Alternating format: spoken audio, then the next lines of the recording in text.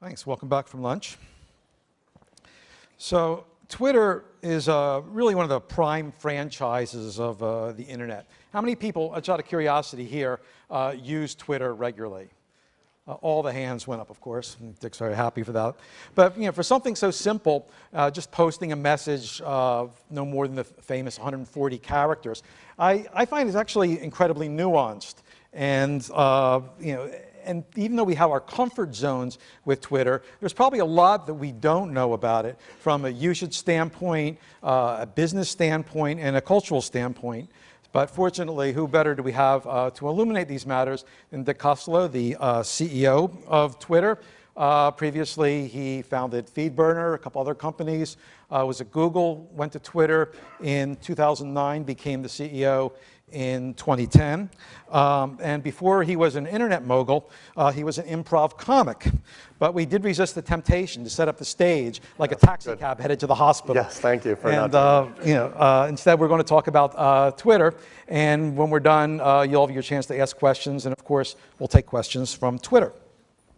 So Dick, you've been the CEO for a year and a half now. Mm-hmm. What's different now in Twitter than it was when you got there? It's a funny thing, there are elements of the culture that you want to retain as you grow from a 50-person company when I got there as COO in the fall of 2009 to a 1,000-person company that we are now. You want to make sure that the culture that existed, that got the company to where it was, is retained. And then there are obviously elements of the company that you have to change when you're in hyper-growth mode. You need executives who can scale. You need to make sure your managers are managing consistently, et cetera. So I'll give you a couple examples of what's changed. One of the things I noticed when I took over as CEO was that because we were growing so fast, we had managers coming in from places like Google and eBay and all over the valley. And we were also promoting managers from within who were new managers and first-time managers. And I realized that all my managers were managing differently. You had people from the companies they came from that were managing maybe based on the way they were told to or learned to manage at this other company, and then new managers who were making it up as they went along. So one of the things that I did was I created a Managing a Twitter course that I teach personally, and it's about a 5-hour course to all of our managers to make sure everyone is managing in a consistent fashion. So it's been largely things like that, scaling an operation. I would say that if I wanted to think about another axis in a different way about things I've changed, it's been about organizational clarity and trying to organize the company in a way that allows us to build and deliver product more efficiently. You and I talked about that a little bit backstage. Mm-hmm. Combining, for example, the design practice and the application engineering practice under a single executive so that neither was subservient to the other. Some organizations, the engineers define how to build a solution and they make some crude mocks and then hand it to design and say, make that look pretty at the end.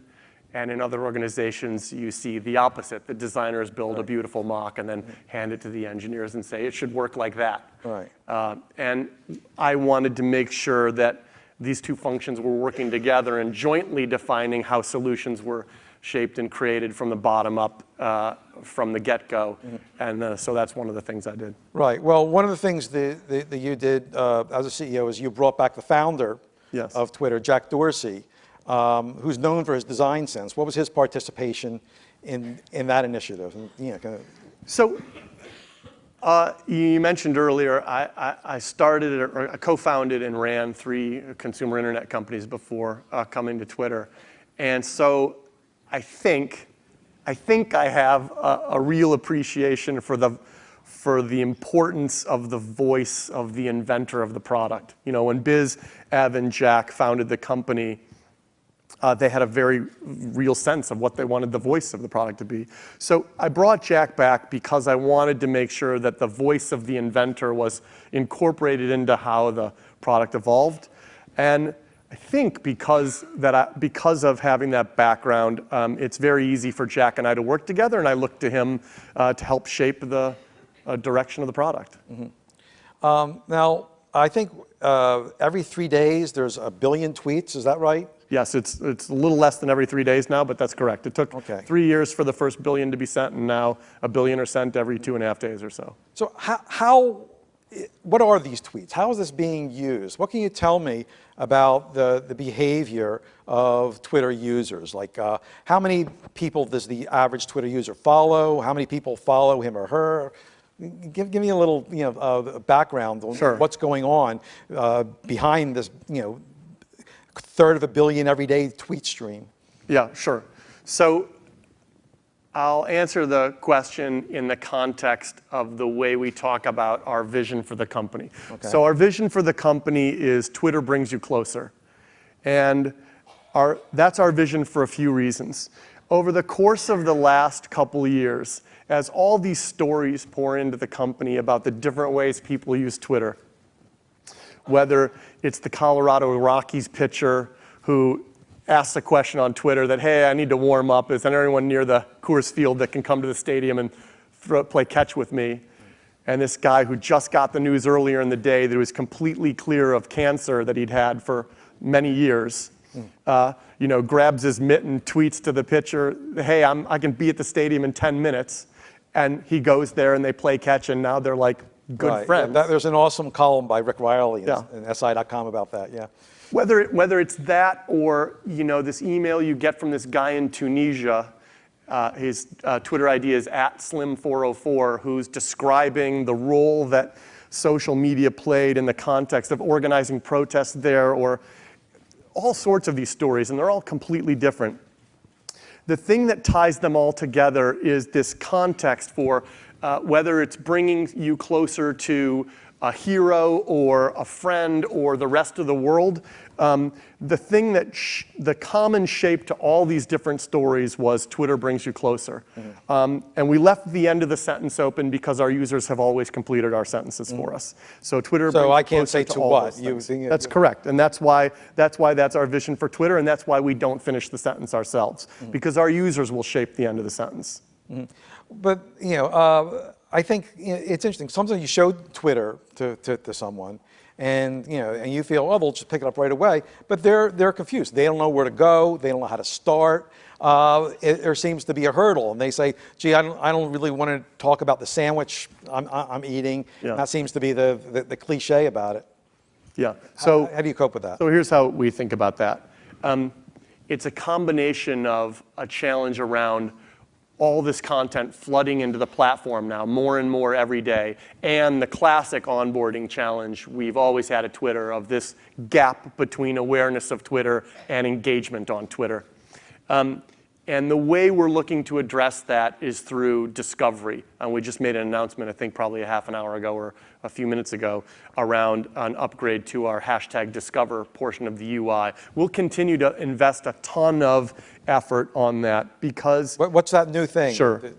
So #Discover is our opportunity to help you understand what's happening on Twitter right now that's relevant to you. Mm-hmm. It's on top of your timeline or any accounts you're following. It's based on what we think your interests are. This is what we think is most relevant to you on Twitter happening right now. And we need to make that super simple and dead easy for both our existing users and the very first time you come to Twitter to get you into the platform and into meaningful content right away. So you'll continue to see us iterate on that and make a number of announcements around that this How much do you know about what I'm interested in? That you could serve these relevant tweets that I can discover. Sure. So today, The answer to that is based on who you follow. The accounts you follow paint a picture of what we call your interest graph, right? I follow San Francisco Giants and a bunch of University of Michigan football players and on and on and on, and you sooner or later get a pretty nice picture of me as I'm interested in University of Michigan, I'm Right. What, geography, fan, don't you know that too? Sure, yeah, of course we know geography, but I think more interestingly, we get a picture of your interests, and that interest graph shapes a maybe even more compelling picture of who you are and what you're interested in than gender, age, location, et cetera. So let's talk about the business Sure. of Twitter here. I think I saw an estimate, and I'm sure you probably aren't going to confirm or deny this, but tell me if it's crazy. That this year you're on track for a little over $250 million in revenue there. I don't know if you want to stipulate that or not, but it's something there, and that comes mostly from ads. Your money comes mostly from ads, correct? Yes. And the main part of your ads are these promoted tweets. Is that correct? Yeah. Could you explain how that works? It's not just someone says, I'm going to buy a tweet, and there it is. It's a little more complicated than that, isn't it? Yeah, so maybe the way sure. The short answer is yes. I'll explain how it works. And I'll do so in the context of defining kind of how we build at Twitter, so forth. So we had a sense that the way we wanted to monetize the platform, because tweets went out to all these different places, from the least expensive phones with the most primitive UIs over text messages to the most beautiful interfaces on the most sophisticated devices in the world. And we knew all that would evolve. We knew that we needed a monetization model that went wherever the tweets went. Mm-hmm. The simplest answer to that was, well, the unit of monetization has to be the tweet, because the atomic unit of everything in Twitter is the tweet. So that's where we started. We said, well, okay, the unit of monetization will be the tweet, so the tweets will be the ads themselves. The second part that we is me and the leadership team. The second part that we defined was the ads have to be initially organic content on the platform. So one of the ways we'll be resilient to spammy ads is, in order for a tweet to become an ad, it has to first go out organically to its followers. Mm-hmm. And therefore, companies will be less motivated to go create these things that are just ads that annoy people, because they will be going out organically to their followers first, and you won't want to risk losing followers at the expense of this meaningless ad. That was what we set out as direction at sort of the leadership, top down from the company. And we gave that to the design and engineering team and said, go define how you implement that. And then they defined the solution bottom up. And that solution was, okay, here's how we'll do that. Here's how we'll inject those into the timeline. This is when we'll start to roll them on a mobile, et cetera, et cetera. Mm-hmm. And do you find that, 'cause it seems to me that some aspects are sort of like the Google AdWords, like advertisers won't pay unless people actually respond to. Yes. Advertisers only pay when people engage with the tweet. So they reply to it, they retweet it, they click on it. Right, but even $250 million, that's not an AdWords rocket ship takeoff there. Do you feel that you're going to need something else to add to this, or can this grow into the kind of thing which is this organic money machine like you see Google have, and now Facebook says that they're confident that their model is like that? Yeah, the short answer to the question is yeah, we're confident that we've got a hit on our hands and that this business will be a really big business.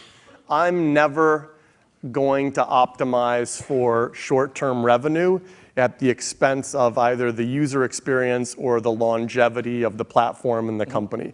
And if people think we're going about it too cautiously, they can go ahead and think that, and I don't really care.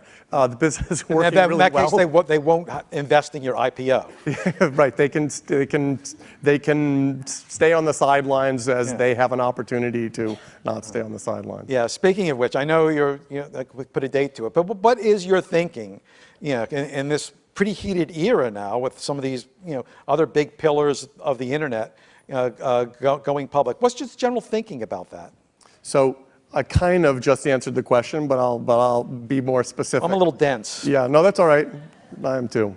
The business is working so well, and we financed the growth of the company the way we wanted to finance it last year. Mm-hmm. that we don't see any need or urgency to even start thinking about that stuff. You know, you IPO because you want to finance the growth of the business, and our business is growing on its own organically, and we've got plenty of money in the bank from the financing, the private financings we did last year. So when, you know, I look at the things I think about on a day-to-day basis and the challenges and where we're going in the next X months or years, that's not something I worry about or think about. Mm-hmm. And so then the idea of this, you know, environment, the idea, I know you've pushed back against the idea that there's some window that, you know, is open now because everything's very heated in this field. Yeah, I think that's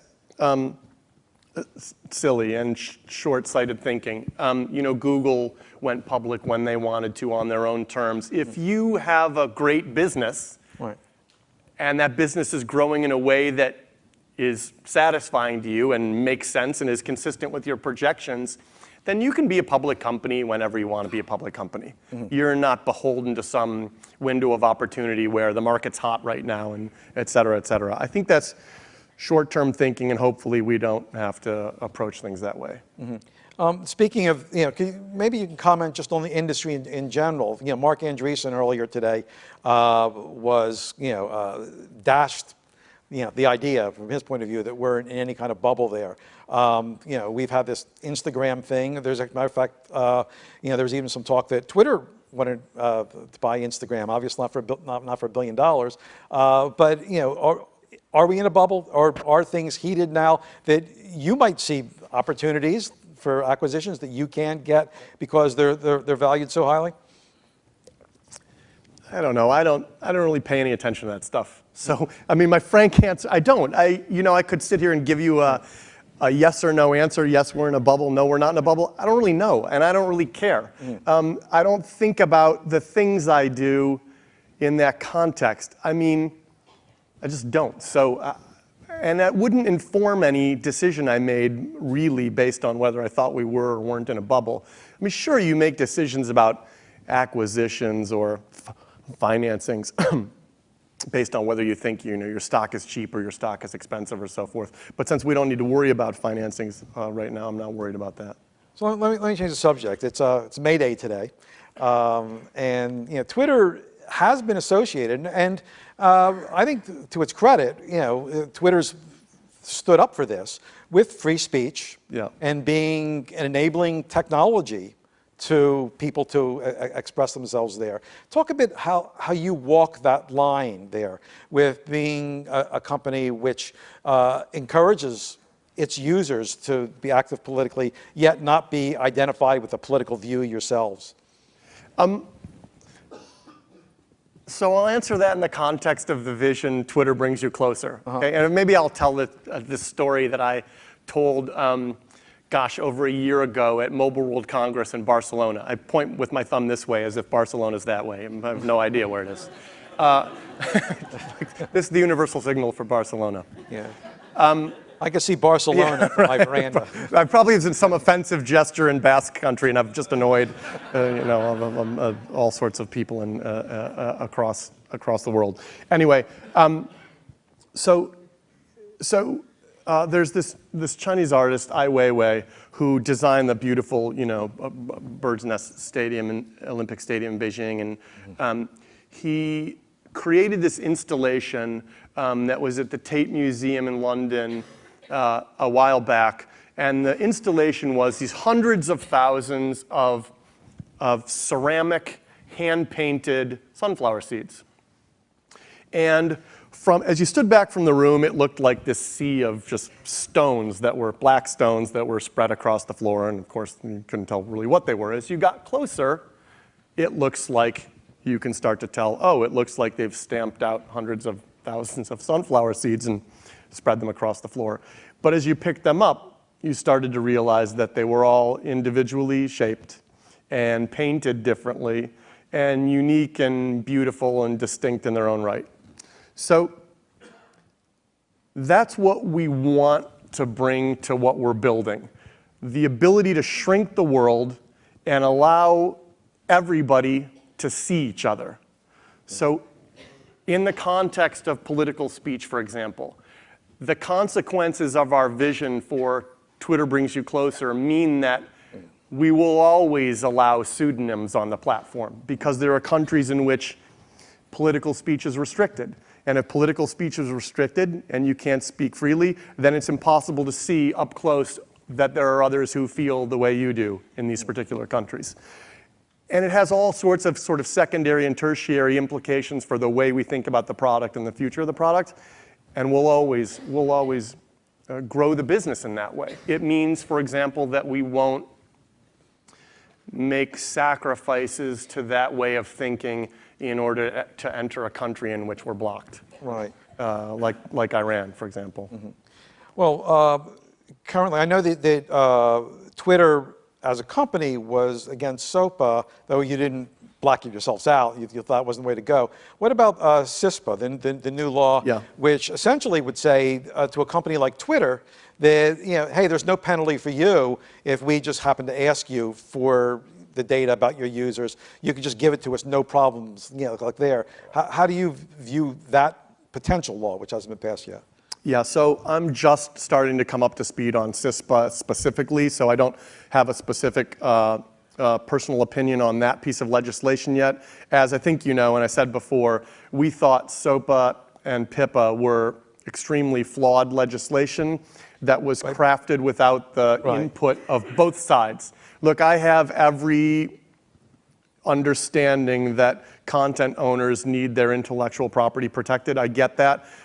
We thought that if the legislation had been crafted with both sides providing input to it, you'd have a much more elegant solution. Flawed legislation ends up in the courts, which is the reason we opposed that previous legislation. Okay, so I'll have a couple more questions for we open it up. One is, Twitter really is at the forefront of the second screen movement there.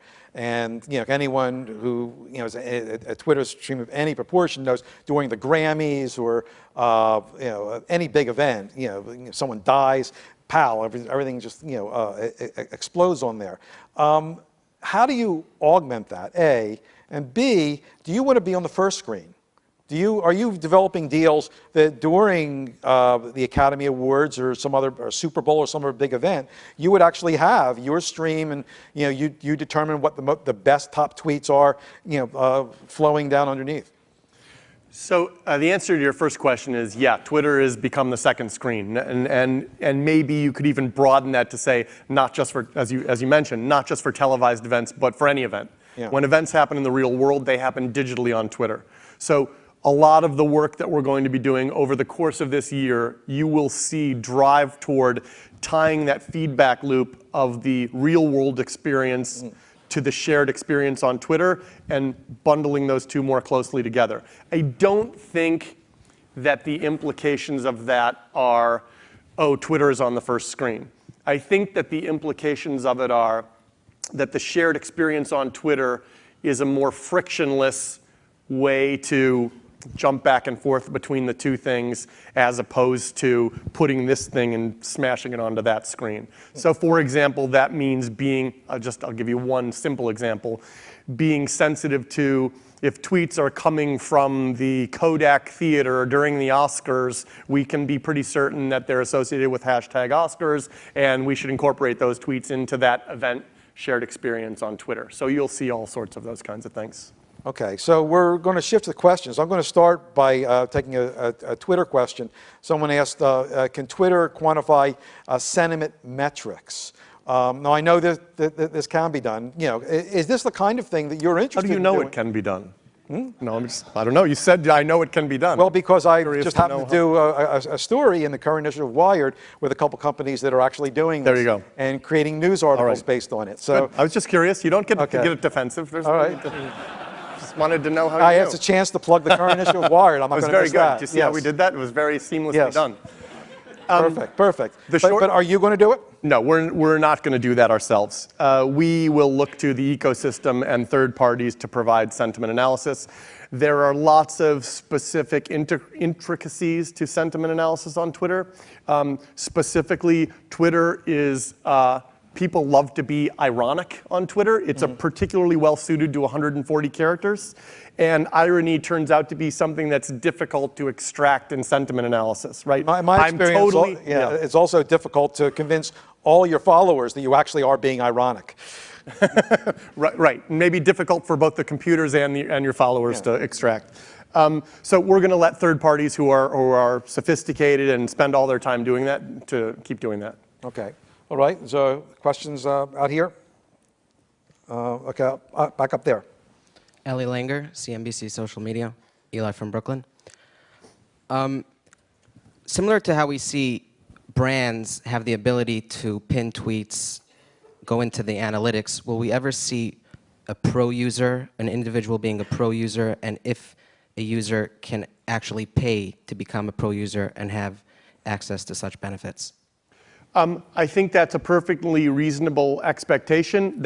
Don't take that at write down. I know people write down users will soon have it's a perfectly reasonable expectation. We're absolutely going to evolve the profiles page to provide users with more lightweight controls over that page, and that's the kind of thing that I would like to see in that kind of environment. But again, the way we like to operate is the leadership team, that's me, that's all of my engineering VPs, my design VP, Jack, et cetera, setting direction, right? We want lightweight controls for users in the profile page around these kinds of things. And then the designers and engineers work together to define how that will work. So I don't know what that will particularly look like when it surfaces, but it's that kind of thing, yes. So there's another Twitter one, which actually is something that I like to hear again. Will tweets again return in real-time fashion on Google searches? And his background to this, last summer you were fire contract with Google for them to get the fire hose of tweets so they could include it in their real-time search the way they wanted to do it, ended. And currently, Google's been complaining that they don't have access to tweets. I know that you folks have come back and saying, they have plenty of access. But in any case, we're not getting the quality of tweets searched on Google that we used to have there. What's the situation? Are we ever going to get it? So Google has, as we've said, tremendous access to the tweets through Google, their sophisticated crawler, which crawls us at a fairly extraordinary rate. We continue to talk to Google frequently and on an ongoing basis about the relationship between the companies. They are a company that is doing several different things right now, so those conversations are more complicated than they are with other companies, and we just have to see what we can work You mean towards. that you feel that Google Plus is like competing against you, so you're less likely to make a deal? I'm saying that they do several different things, so those conversations have a complexity to them that is different than our conversations with other companies. Yeah, So but for example, you've had a great experience with Apple deeply integrating Twitter into its platform, right? Right. Right. So wouldn't you see something similar happen with a deep Google integration there? I'm going to say the same thing, and I'm going to phrase it a All third right. way. I'm not that dense. I'll go to a different question. Okay. Wait for the mic, please. Is it coming? Maybe you should just shout it out. Yes. So I was wondering what you think about people self-advertising on Twitter.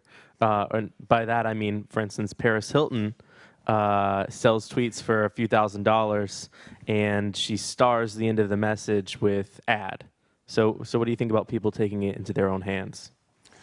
So I think what you're asking is people who've got some let me just make sure I understand what you're saying. People who've got some relationship with some third party, and then irrespective of doing anything with us, they tweet out something on behalf of this third party relationship and they just make it an ad in Twitter. Is that what you're asking about? Yeah.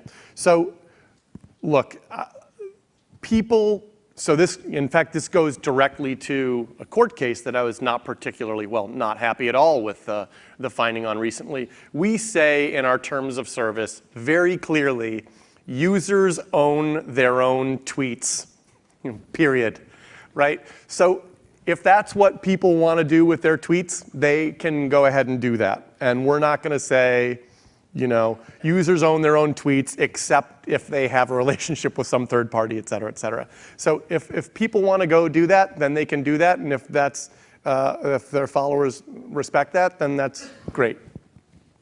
Okay. Now up here, the second row.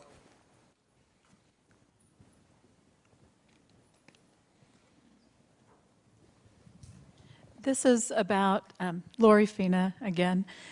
This is a question about the Internet of Things and things tweeting. I specifically had a project where my daughter was having a pill minder tweet, and Twitter shut it down because I didn't realize this, but if you tweet the same thing over and over, it's a spam filter. But how in the future are you looking at the Internet of Things and how Twitter becomes a channel for things to communicate with people, bringing people closer to their things? I obviously would need to work the word things into my response. First of all, the fact that that was suspended for spam signals, an unfortunate consequence of some of our early preventative measures against spam, so that's unfortunate. It's absolutely the case that there are more and more things that are tweeting. I expect that to continue. In many cases, you just gave a great health example. There are lots of other emergency relief examples. In Japan, after the earthquake and ensuing tsunami, the nuclear reactor, obviously not the reactor itself, unless the fusion got so hot that it became sentient. The nuclear reactor that was a horrible nuclear energy joke. The reactor had a Twitter account that was tweeting its radiation levels, right? So people could be informed about local safety and so on and so forth. People have weight scales that tweet their weight toward goals and on and on. That's going to be more and more a part of the world we live in, and we have to make sure that the way we think about all sorts of things like rate limits and spam signal and everything else incorporate those kinds of ideas in that future. It's happening more and more. Okay, back there. Hi, Rich Greenfield from BTIG. Dick, you made the comment before that the second screen's not just for TV events, but for all events. But what's interesting is a lot of brands and a lot of media sources are basically using Twitter for free, meaning they're putting hashtags on TV.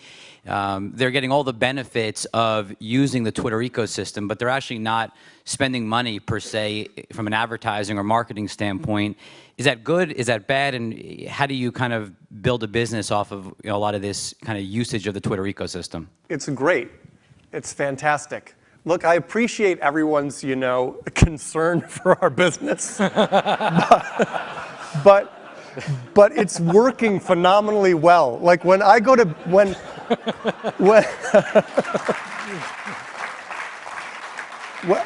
We worry. when I go to bed at night, the thing I don't worry about is, oh no, the business. Like You it's just working worry about people great. asking you about the business. I think about things like, pace of execution and cadence, and are we too design heavy right now? Are we too engineering heavy? And how do we remove bureaucracy from our developers' ability to innovate? And those kinds of things are the things I worry about now. The business is working great. All of that stuff is a sign of a super healthy ecosystem and a symbiotic relationship between the producer of the television show, the outdoor concert, Coachella, Lollapalooza, et cetera, and this platform. So those things are great. We look for more of those, and I'm delighted when I see them, and we'll make plenty of money on our own doing our other things. Well, I'm happy to hear that, and I want to thank you for coming by. Thanks for having me.